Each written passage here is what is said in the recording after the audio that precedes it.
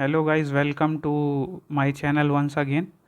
We are going to discuss the WCL question paper जिसकी अभी answer की आ चुकी है। तो देर ना करते हुए चलो उसको स्टार्ट करते हैं अपन। So here we are. ये जिसको मैंने अभी अभी क्वेश्चन पेपर जो मैंने अटेम्प्ट किया था, जो मेरा सेट था, ये आप अभी वो देख पा रहे हैं सामने स्क्रीन पे, जिसमें कि मेरा क्वेश्चन बुकलेट नंबर, मेरा रोल नंबर साफ साफ दिख रहा है। और जो मेरा एज़ पर इवैल्यूएशन था कि मुझे एटलीस्ट 98 मार्क्स आने चाहिए as per my evaluation, and I was not in the merit list of that list provided by, and not even in the wait list also. So I have filed an RTI for that. After that, WCL has provided the answer key for the candidates of different sets who have appeared in the examination. और अभी अपन देखते हैं कि सही answer और उसका evaluation कैसा किया गया है। तो यहाँ पे आप जो स्क्रीन में अभी आप देखेंगे वो सारे सही आंसर ही होंगे, और मैं उसको अपने इवैल्यूएशन आंसर सेट ए का जो आंसर है उससे आप क्लियर व्यू आपको मिल जाएगा इसको देखने से कि आपको कितने मार्क्स आए हैं एज़ पर। अगर आपके क्वेश्चन जो भी रहे हों, कोई भी सेट के हों, आप इस क्वेश्चंस को देख के आप अंदाज़ा लगा सकते हैं कि आपके कितने मार्क्स आने चाहिए और कितने अभी WCL के एज़ पर जो सेट के आंसर की निकाले हुए हैं तो उनसे आपको मिल रहे हैं। तो स्टार्ट करते हैं। फर्स्ट क्वेश्चन था कि माइंस एक्ट 1952 में जो एप्लीकेबल है वो किसके किसके लिए है। तो इसमें ऑयल माइंस था, मेटल माइंस था, कोल माइंस था, तो ये सारी चीज़ों के लिए है। और सेकंड क्वेश्चन था duties and responsibilities of agent. तो इसमें duties and responsibilities of agent के बारे में पूछा है कि क्या क्या उसकी रिस्पॉन्सिबिलिटीज़ और ड्यूटी हैं, तो इसमें ऑल ऑफ दीज होगा। थर्ड आंसर मैंने थोड़ा जल्दीबाजी के चक्कर में मैं कहूँगा कि मैंने गलत कर दिया था। मुझे जहाँ तक है राइट आंसर पता था कि 18 होना चाहिए, लेकिन however I don't know how है I have done that, but I have ticked answer number C. So it was wrong, I accept that कि ये गलत है आंसर। इसके बाद अपन आगे बढ़ते हैं कि फोर्थ आंसर था minimum duration of absence of person reportable injury के केस में क्या होता है। तो इसमें अगर कोई भी इंसान अगर 72 घंटों से ज़्यादा टाइम के लिए एब्सेंट रहता है तो वो रिपोर्टेबल इंजरी का वो आता है, रिपोर्टेबल एक्सीडेंट या फिर इंजरी का कंडीशन बनती है वहाँ पे। फिर अपन नेक्स्ट क्वेश्चन में बढ़ते हैं। Week as per mines act क्या है, वीक का डेफिनेशन, वो वीक की डेफिनेशन में क्लियरली मेंशन किया हुआ है 7 दिन का, और एज पर आप जनरली भी जानते ही होंगे कि 7 दिन इज इक्वल्स टू 1 वीक। फिर स्ट्रिपिंग रेशियो का क्वेश्चन था कि जिसमें कि आपको पूछा गया था कि stripping ratio as per definition होता क्या है। तो 1 ton of coal produced in और कितना OB आपने रिमूव किया उस 1 टन को कोयला को निकालने के लिए, वो कहलाता है स्ट्रिपिंग रेशियो। तो ये OB पर मीटर पर टन भी हो सकता है या फिर per ton of coal upon OB भी हो सकता है। तो ये इसमें कंडीशन ये वाली सी ऑप्शन इसका सही आंसर है। फिर फिर आज अपन 7वें क्वेश्चन की बात करते हैं। IME stands for initial medical examination. ये सारी चीज़ें माइंस एक्ट और माइंस रूल्स आप जब अच्छे से पढ़ेंगे तो आपको ये सारे ही कंडीशंस मिल जाएंगी। फिर 8th क्वेश्चन जो है उसमें लिखा हुआ है कि द ओनर एजेंट और manager sir give notice for opening, मतलब किसी भी खदान की फर्स्ट ओपनिंग जब होती है तो हम किसको किसको नोटिस भेजते हैं। तो there are all 3 conditions over here which are district magistrate, Indian bureau of mines, chief inspector of mines. So this all will satisfy and option will be D.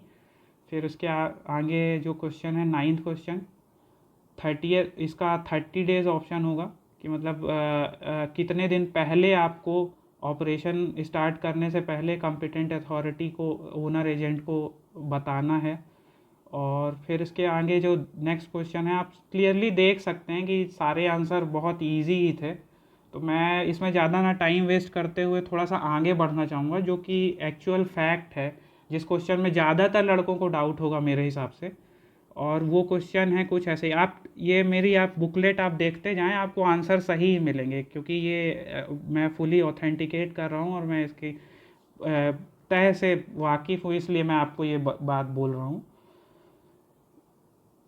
आप ये क्वेश्चन को एक बार देखते जाएं, सारे क्वेश्चन आप देखते जाएं तो आपको आइडिया लग जाएगा। और एक बार आप वीडियो को पॉज करके भी देख सकते हैं, इसीलिए मैं आसानी से स्क्रॉल कर रहा हूँ क्वेश्चंस को, कि आप आसानी से देख पाएँ कि सही आंसर क्या है। तो आप पॉज करके वीडियो को आराम से देख सकते हैं इसको, उसमें कोई प्रॉब्लम नहीं होगी। अब इसमें जो 23 में है, इसमें इन्होंने एक्सप्लोजिव वैन के केस में इन्होंने 25 और 30 को भी सही माना है, या किसको सही माना है मैं नहीं बोल सकता, लेकिन इसमें इन्होंने बोनस दिया है। तो मेरा क्वेश्चन ये है WCL से कि why bonus has been given for this question. इसका तो सीधा सीधा आंसर था कि 25 किलोमीटर पर आवर की रफ्तार से वैन की स्पीड होनी चाहिए, एज़ पर जो बाईलॉज और सर्कुलर्स में इंफॉर्मेशन जहाँ से भी मिली है मुझे। तो ये 25 किलोमीटर पर आवर की ही स्पीड होनी चाहिए यहाँ पे। और दूसरा क्वेश्चन जो कॉन्ट्राडिक्टरी था जिसमें बोनस मिला है, इसको मैंने ही सबसे पहले इन्फॉर्म किया था डायरेक्टर टेक्निकल को WCL में, कि सर इसका क्वेश्चन कुछ ऐसा होना चाहिए। मैं उसका लास्ट में आपको एक स्क्रीनशॉट दे दूंगा जो मैंने मेल डाला हुआ था, और उसको उन्होंने रिव्यू करके एक्नॉलेजमेंट मेल मुझे भेजा था कि हाँ ये आपका आंसर सही है। तो उसमें ऑप्शन सी होगा पाउडर फैक्टर के क्वेश्चन में। Next we move on to the very important questions which are contradictory till now also। मतलब अभी तक इसका सही आंसर इन्होंने दिया नहीं है, आंसर की में पता नहीं किस टाइप से आंसर ये इवैल्यूएशन किया गया है। Notice to be given to the dash in case of failure of dump slope in open cast working. इसमें लिखा हुआ है कि किसको हम नोटिस भेजेंगे। जब अपन डंप स्लोप की बात कर रहे हैं तो बट ऑब्वियस है कि वो ओपन कास्ट माइंस का ही केस होगा। तो ये डंप स्लोप फेलियर का केस है, और एज पर रेगुलेशन जो अपन देखेंगे तो ये डेंजरस ऑकरेंस का जो रेगुलेशन है, रेगुलेशन नंबर 8 का फर्स्ट पॉइंट का बी ऑप्शन का जो 12th पॉइंट है, उसमें आप क्लियरली देख सकते हैं, पढ़ सकते हैं। रुकिए मैं आपको स्क्रीन पे दिखा देता हूँ वो चीज़। ये रेगुलेशन नंबर 8 है, आप यहाँ पे क्लियरली देख सकते हैं। The gazette of India extraordinary part 2 section 3(1). Okay, so here we are at what point I have said, point number 12। Okay, ये कौन सा रेगुलेशन है? Regulation 8, notice of dangerous occurrence. Okay, और यहाँ पे आप आओगे तो जो 12th पॉइंट है बी का 12th, 8 के फर्स्ट के बी का 12th पॉइंट, इसमें क्लियरली आप देख सकते हैं यहाँ पे कि लिखा हुआ है फेलियर ऑफ डंप और slide in open cast working. ठीक है, तो जैसा कि ऑप्शन में प्रोवाइडेड था हमको कि हमको किसको प्रायर इन्फॉर्मेशन देनी है, तो यहाँ पे क्लियरली मेंशन किया हुआ है क्वेश्चन इस पर्टिकुलर रेगुलेशन में कि द ओनर एजेंट और manager shall forthwith inform the regional inspector about the occurrence by telephone, fax और ईमेल और by special messenger and shall also within 24 hours. और दोबारा फिर उसमें क्या बोली गई है कंडीशन कि जब आप फिर सबको इन्फॉर्म करोगे 24 आवर के अंदर, सबसे पहले तो आपको रीजनल इंस्पेक्टर को ही इन्फॉर्म करना है, और जब आपको सबको इन्फॉर्म करना भी है तो उसमें सिर्फ रीजनल इंस्पेक्टर और चीफ इंस्पेक्टर नहीं है, उसमें डिस्ट्रिक्ट मजिस्ट्रेट भी है। सो एज पर क्वेश्चन जो आपके ऑप्शंस हैं they do not satisfy the case. Okay, तो यहाँ पे भी आपको बोनस मिलना चाहिए, या तो ये क्वेश्चन का जो भी आंसर सही है वो बताया जाए, क्योंकि यहाँ पे क्लियरली रीजनल इंस्पेक्टर ही मेंशन्ड है। तो ऑब्वियसली सब कोई जो जो इस रेगुलेशन के तहत पढ़ाई किया है और जिसने इस पे ध्यान दे के पढ़ाई की है उसको इसके नंबर मिलने चाहिए, मेरा ये कहना है। और अब अपन नेक्स्ट क्वेश्चन की तरफ मूव करते हैं। मैं आपको यहाँ पे रेफरेंस दे के बता रहा हूँ कि as per regulation what it has been told. So आपका question number 32 of set A is clear. यहाँ से आपको इसमें जो ऑप्शन प्रोवाइडेड होना चाहिए, ऑप्शन प्रोवाइडेड बी होना चाहिए, लेकिन आंसर की में ऑप्शन जो प्रोवाइडेड है वो ऑप्शन नंबर सी है, both A and B. That can not be the case. फिर डी ऑप्शन की जगह यहाँ पे, ऑप्शन बी की जगह यहाँ पे आपको देना चाहिए था कि आपका डिस्ट्रिक्ट मजिस्ट्रेट का भी ऑप्शन होना चाहिए था। डम केस के फेलियर में ये डिस्ट्रिक्ट मजिस्ट्रेट को 3 लोगों को ये नोटिस जाता है, so why you haven't given that, उसको भी आपको देना चाहिए था, और यहाँ पे ऑप्शन फिर ऑल ऑफ दीज होना चाहिए था। और अगर आप सिर्फ एक इंडिविजुअल की बात कर रहे हैं तो इंडिविजुअल के तौर पे जो सबसे फर्स्ट रेफरेंस जाता है, जो एक्सीडेंट होने के बाद प्रायर नोटिस सबसे पहला जाता है, वो रीजनल इंस्पेक्टर को जाता है। और अब अपन ये आप बाकी क्वेश्चन देख सकते हैं, एज इट इज़ जो सेट में दिया हुआ है मेरा आंसर वही था और वही मैंने टिक किया था, तो ये मैंने पहले ही बना लिया था, बाकी मेरे आंसर सही हैं।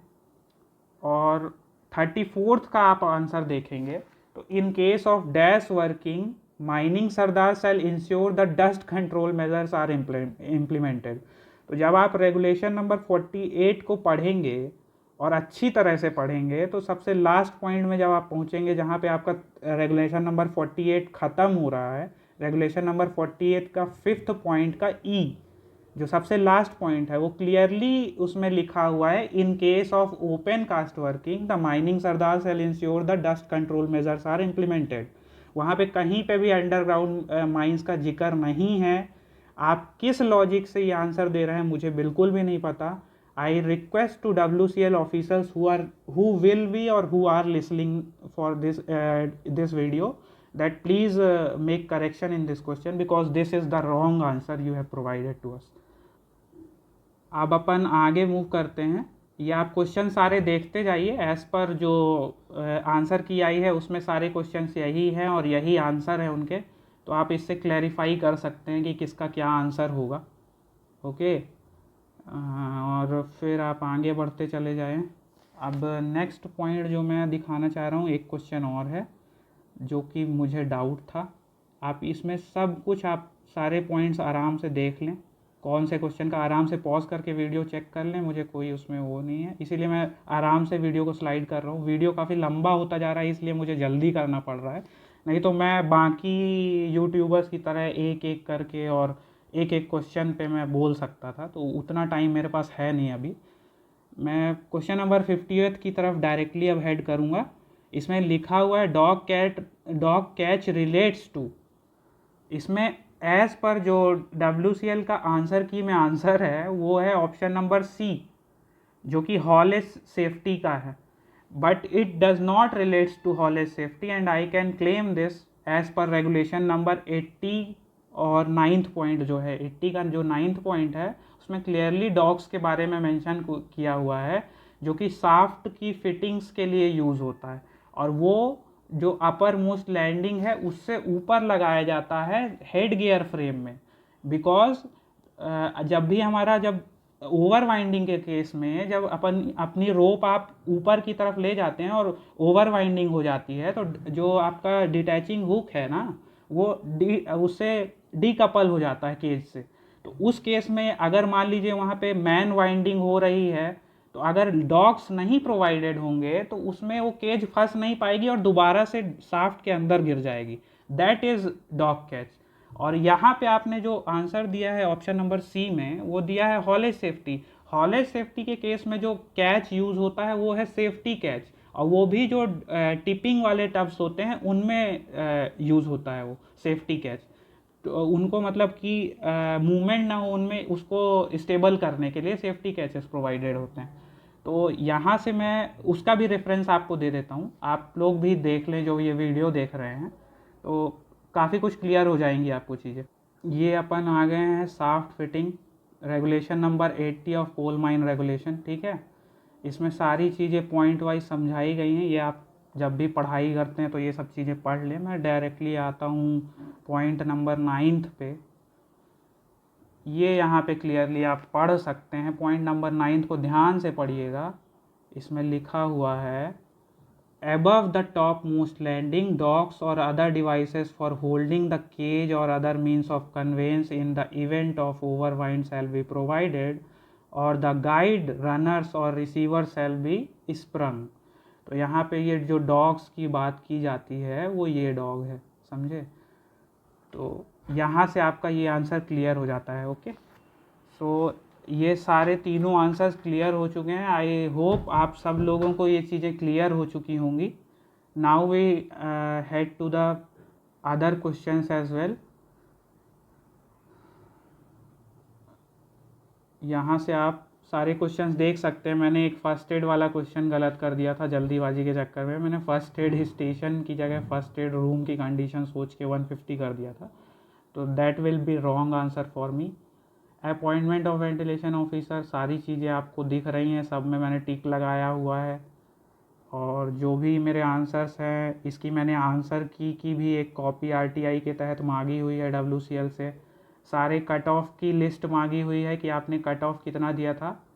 और मैंने जो आरटीआई फ़ाइल किया था उसका भी मैं आपको एक इसमें फ़ोटो दिखा देता हूँ कैसे मैंने आरटीआई फ़ाइल किया हुआ था। आपको जल्दी जल्दी मैं एक रिव्यू दे देता हूँ अपनी आंसर शीट का, जो मैंने आंसर्स दिए हैं। तो मेरा एवेल्यूएशन अभी जो एज़ पर अभी आंसर किया है उसमें 95 आ रहा है। ये जो 3 क्वेश्चंस मैंने गिनाए हैं इनको गलत मानने के बाद अभी इसके तहत, बट ये तीनों आंसर सही होंगे अभी, because it is in the regulation and everything is as per regulation only. कुछ भी इससे कंप्लायंस के तहत मतलब आप इसको वायलेट नहीं कर सकते हैं चीज़ों को। तो सारी चीज़ें इसके तहत ही होनी चाहिए। आप क्वेश्चन सारे देखते जाएं, एक बार देख लें। मैंने काफ़ी जल्दी ट्राई करने की कोशिश किया, लेकिन फिर भी अभी वीडियो काफ़ी लंबा होता चला जा रहा है। I am trying to cope up with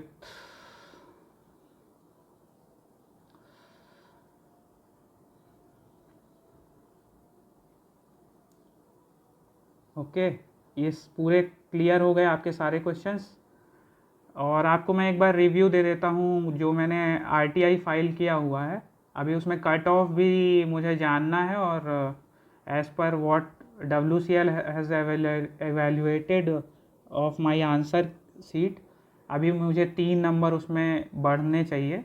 तो I will be getting 98 what I have evaluated from the date of examination. ये कुछ इस तरह मैंने सबसे पहला मेल जो डायरेक्टर पर्सनल और डायरेक्टर टेक्निकल को डाला हुआ था डब्ल्यूसीएल के एग्ज़ाम के regarding, particular question number 28 of set A जो था उसके रिगार्डिंग मैंने कुछ ये मेल डाला हुआ था विथ डॉक्यूमेंट प्रूफ। तो उधर से मुझे डब्ल्यूसीएल का मेल आया था कि ये मुझे डायरेक्टर पर्सनल के और इंडस्ट्रियल रिलेशंस की तरफ से मेल आया हुआ था कि आपका जो ऑब्जेक्शन है वो एक्नॉलेज कर लिया गया है। तो ये मुझे मेल आया हुआ था, आप यहाँ पे क्लियरली देख सकते हैं। ओके, ये मैंने मेल डाला हुआ था आरटीआई के लिए, इन्फॉर्मेशन मांगी हुई थी। तो मुझे कुछ इस टाइप का मैंने मेल ड्राफ्ट करके सेंड किया हुआ था, जिसका मुझे मैंने ये सारी चीज़ें उनको विथ प्रूफ सेंड की हुई थी। और यहाँ से मुझे मेल आया हुआ था जनरल मैनेजर इंडस्ट्रियल रिलेशंस, और मुझे आरटीआई डब्ल्यूसीएल का जो प्रियेश सर देख रहे हैं उनकी तरफ से मेल आया था कि this information required by the candidate should be provided eight earliest, और उसमें यही सारी चीज़ें लिखी हुई थी। और अभी आगे देखना है कि ये कितने दिनों में सेंड करते हैं मेरिट लिस्ट और ये जो कट ऑफ है। अभी इसमें काफ़ी कुछ सुधार होंगे अभी, जैसा मैंने बताया है आपको। तो अब वीडियो काफ़ी लंबा हो रहा है, so let's get done with this. और मेरा यही पर्पस था कि आपको सही इन्फॉर्मेशन और सही आंसर्स प्रोवाइड हों। गलत आंसर क्योंकि मार्केट में बहुत ज़्यादा फैले हुए हैं, कोई भी कुछ भी बोल रहा है, तो उसको ना सुने और अपनी पढ़ाई पे ज़्यादा से ज़्यादा लोग फोकस करेंगे तो ज़्यादा बेहतर रहेगा। Thank you for watching my video and keep supporting. I will try to sort out all the problems which you are facing. और कई लोग ऐसे हैं यूट्यूब पे जो कि काफ़ी अच्छा कर रहे हैं, आप ट्राई करें उनको फॉलो करने का और उनसे कुछ सीखने का। I will recommend them, try to find out them. Thank you for watching my video. Thank you once again.